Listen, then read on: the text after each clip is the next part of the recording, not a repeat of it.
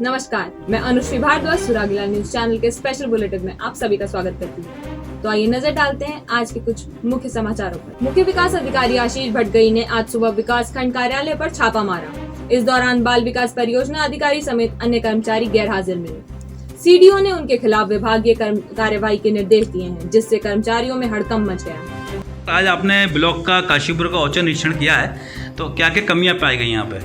मेरे द्वारा औचक निरीक्षण किया गया जिसमें कई कर्मचारी जो थे वो जो हमारी निर्धारित समय होती है 10 बजे कार्यालय में उपस्थित हो जाना चाहिए और 10 के आसपास मेरे द्वारा निरीक्षण किया गया है। तो जो उपस्थित नहीं पाए गए उनको एब्सेंट मानते हुए उनके विरुद्ध नियमानुसार कार्रवाई स्थगित की जा रही है। कारण पता नोटिस दिया जाता है, क्या होता नहीं है उसमें जो नियमानुसार कार्रवाई होती है, पहले जो उनका स्पष्टीकरण है वो दिया जाएगा और वेतन रोकने की कार्रवाई की जाएगी। Thank you. पुलिस ने शुक्रवार को महिला पर जान से मारने की नीयत से गोली मारने वाले आरोपी को गिरफ्तार कर लिया।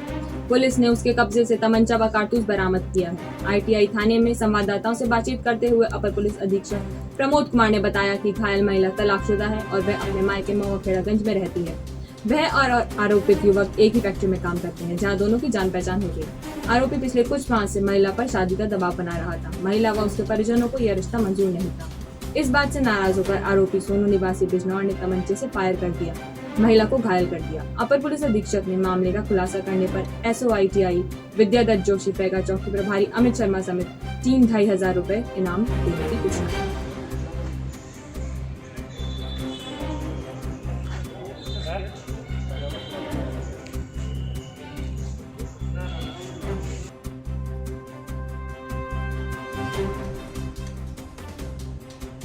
आज जो है हमारी आईटीआई पुलिस के द्वारा सराहनीय कार्य करते हुए जो नामजद अभियुक्त था सोनू सन ऑफ ऋषिपाल, उसको जो है गिरफ्तार किया गया और उसके कब्जे से जो घटना में प्रयुक्त आला कत्ल जो कि 315 बोर का तमंचा था वो और एक जिंदा कारतूस जो है उसके पास से बरामद किया गया।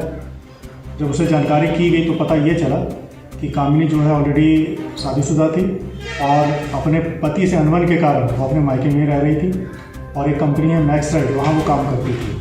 तो जो अभियुक्त है सोनू, वो भी उसी कंपनी में काम करता था और विगत कई महीनों से उनके बीच में जान पहचान हो गई थी, आना जाना था, बातचीत उनकी होती रहती थी। इस बीच अभियुक्त द्वारा कामिनी के साथ शादी करने की इच्छा जाहिर की गई, लेकिन कामिनी और उनके घरवाले के द्वारा जो है ये रिश्ता मंजूर नहीं था और वो खुद भी नहीं चाह रही थी। जब उसके द्वारा खुद मना कर दिया गया कि मैं तुम्हें शादी नहीं करूँगी, तो आवेश में आकर इसके द्वारा जो है कामिनी के ऊपर प्राणघातक हमला किया गया। चुनाव को लेकर मुख्यमंत्री पुष्कर सिंह धामी रविवार को काशीपुर के दौरे पर होंगे।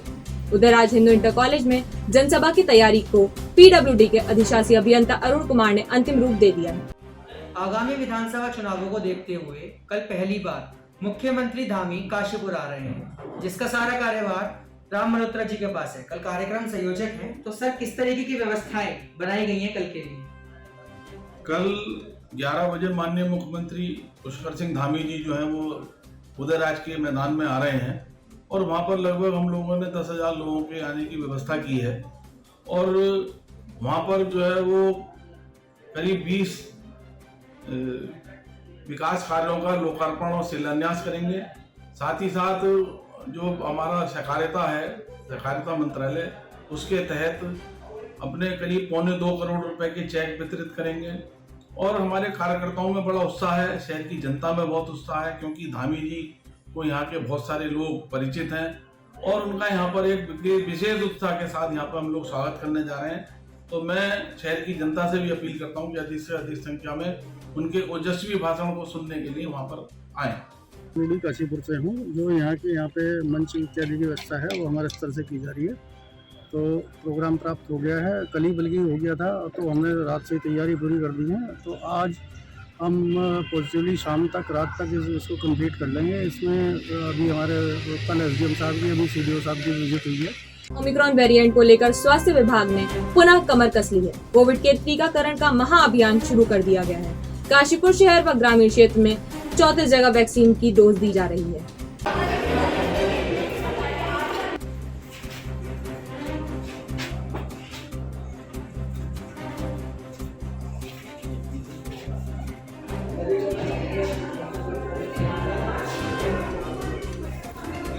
तो चलिए जानते हैं डॉक्टर अमरजीत जी से कि आज जो टीकाकरण अभियान, मेगा टीकाकरण अभियान काशीपुर रेंज में चलाया जा रहा है, इसकी व्यवस्थाएं कैसी कैसी रखी गई?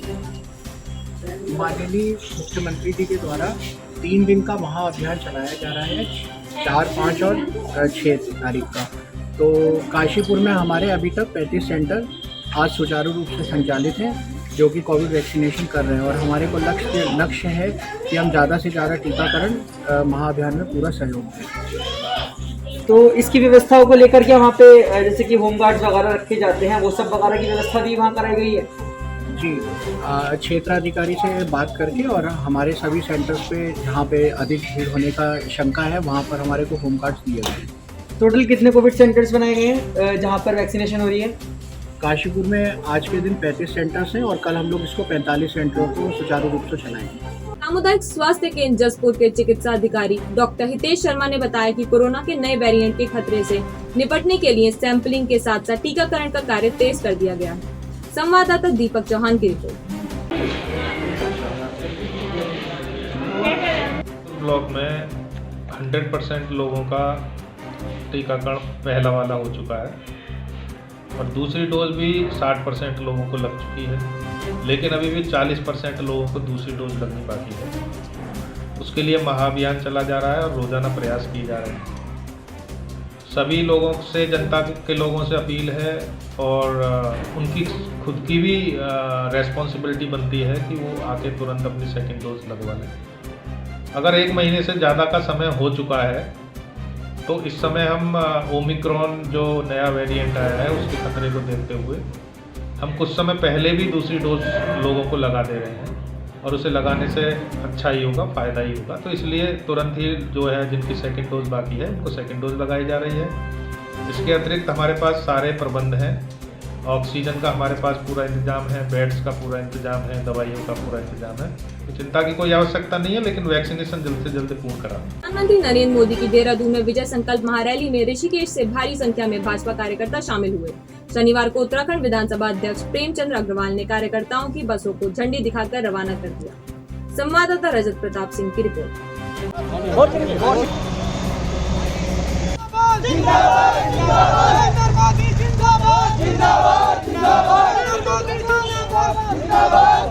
देखिए, मेरे विधानसभा क्षेत्र से लगभग 10,000 कार्यकर्ता मैं रवाना कर चुका हूं और सैकड़ों बसों में और अपने अपने साधनों में यहाँ से निकल चुके हैं। कुछ बसें मेरे सामने यहाँ खड़ी हैं, इनको हम भोजन पैकेट पानी की व्यवस्था हम लोग कर रहे हैं और उत्साह कितना ही आप देख सकते हैं।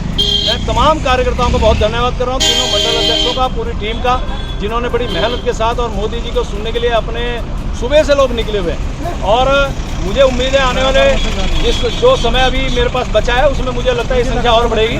मैं तमाम कार्यकर्ताओं को बहुत धन्यवाद कर रहा हूँ और हर हर मोदी, घर घर मोदी, बस यही कह सकता हूँ। प्रधानमंत्री नरेंद्र मोदी ने आज देहरादून में 18,000 करोड़ रुपए की परियोजनाओं का शिलान्यास व लोकार्पण किया। भाजपा मोदी मैजिक के सहारे विधानसभा चुनाव में सफलता की उम्मीद लगा रही है। संवाददाता विनय सूद की रिपोर्ट।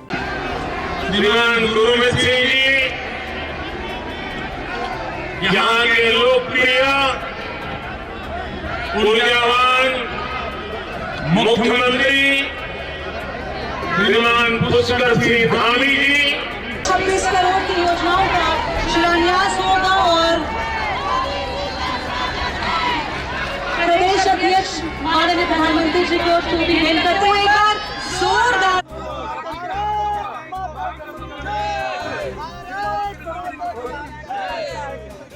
नगर पालिका द्वारा बनाए गए लोहे के जाल चोरी होने से मामले में 3 और मुक्तिधाम की सरिया चोरी के मामले में 4 लोगों को गिरफ्तार कर पुलिस ने माल बरामद कर लिया है। संवाददाता विकास तनेजा की रिपोर्ट। जी देखिए, अभी विगत कुछ दिनों पूर्व हमारे गदरपुर क्षेत्र में नगर पंचायत द्वारा निर्मित कुछ जालियां चोरी हो गई थी और उसके कुछ दिनों पश्चात शमशान घाट से कुछ लोहे के सरिये भी चोरी हो गए थे। तो इस प्रकरण को हमारे उच्च अधिकारियों द्वारा और हमारे स्वयं के द्वारा भी काफ़ी गंभीरता से लिया गया तथा इसमें तुरंत टीमों का गठन किया गया। तो जो जालियाँ जो चोरी हुई थी इसमें हमने 3 युवकों को गिरफ्तार किया, उनसे जालियाँ भी बरामद हुई हैं और उनको हम कल जेल भेज चुके हैं। इसी क्रम में जो शमशान वाली भूमि से जो हमारे लोहे के सरिया चोरी हुए थे, क्योंकि ये धार्मिक भावना से जुड़ा भी मामला था, तो इसको त्वरित इसमें कार्रवाई करने के निर्देश हमें मिले। तो इसमें कार्रवाई करते हुए हमने कल देर रात दिनेशपुर मोड़ से हमने इसमें 4 चोरों को उस चोरी गए सहयोग के साथ गिरफ्तार कर लिया है और इन्हें सतर्कता धाराओं में आज जेल भेजा जा रहा है। 5-7 दिन पहले हमारे वहाँ शाम को चोरी हो गई थी। जो सरिये हम लोग लगाते हैं उसमें लकड़ी जोड़ते हैं, तो बहुत दुख हुआ था उस समय कि भाई ये नहीं होना चाहिए, कम से कम शमशान भूमि में तो ये काम नहीं करना चाहिए, एक जगह तो छोड़ दी चाहिए इसको।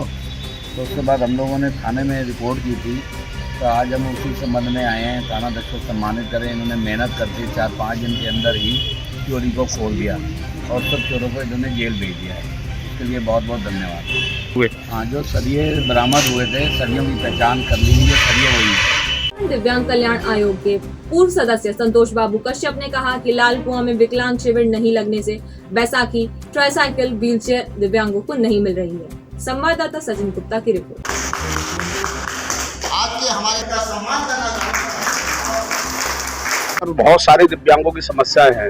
एक तो जो आईडी कार्ड बनाए जा रहे हैं, सबसे पहले वो लोगों के घर घर जाके नहीं बनाए जा रहे हैं, उसमें लोगों को अस्पताल बनाना पड़ता है और उसमें कई लोगों का काफी खर्चा भी होता है, दिक्कतें होती है। सबसे बड़ी दिक्कत है कि जो चल फिर नहीं सकता है उसके लिए वहाँ अस्पताल जाने में कई चक्कर लगाने पड़ते हैं। उसके बाद कुछ दिव्यांगों किसी दिन बुलाते हैं तो वहाँ पर कई सारी समस्याओं का सामना करना पड़ता है। दूसरा, इस बार हमारा भी कोई कैंप नहीं लगा है दिव्यांग लोगों के लिए। बैसाखी है, किसी को व्हीलचेयर चाहिए, किसी को ट्राईसाइकिल चाहिए और हमारे बहुत से दिव्यांग ऐसे हैं जिनको मोटर ट्राईसाइकिल की भी आवश्यकता है। जो यहाँ पर अभी कोई कैंप हमारे इस उत्तराखंड के अंदर लाल कुआं क्षेत्र, हल्द्वानी क्षेत्र, नैनीताल जिले के अंदर कोई नहीं लगा है। शारदा सागर डैम में लगातार जल स्तर बढ़ने से उसके निकट बसे खटीमा के गांव बंधा, सिसैया, बकुलिया, परसा आदि में जल भराव के कारण जनजीवन अस्त व्यस्त हो गया है। कांग्रेस के कार्यकारी अध्यक्ष भुवन कापड़ी ने स्थिति का जायजा लेकर मदद का आश्वासन दिया। संवाददाता गुरदीप सिंह की रिपोर्ट।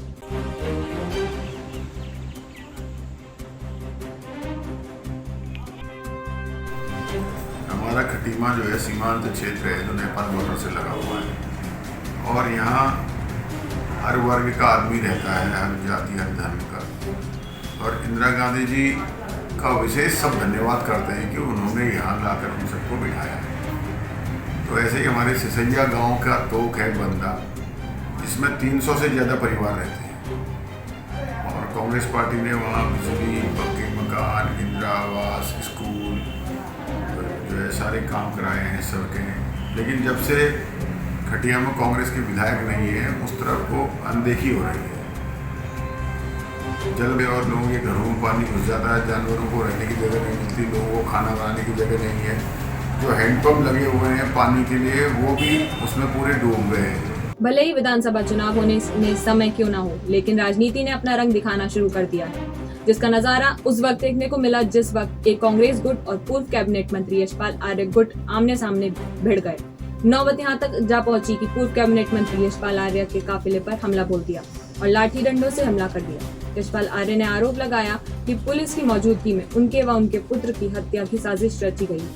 वहीं पुलिस ने लगभग 1 दर्जन लोगों के खिलाफ मुकदमा दर्ज किया, तब जाकर यशपाल आर्य ने धरना समाप्त किया। बाजपुर के संवाददाता सुशील कुमार की रिपोर्ट। मुझ पर, मेरे पुत्र संजीव आर्य पर, हरेंद्र सिंह लाडी पर लाठी डंडों से, तलवारों से लैस होकर हमला किया गया, हमला बोला गया। अगर कानून व्यवस्था के नाम पर जो आज हुआ है, अगर पुलिस प्रशासन इस पर शांत रहेगा तो हमारे पास कानूनी लड़ाई लड़ने के लिए कोर्ट के दरवाजे खुले हैं। हम 156(3) में CGM में जाएंगे।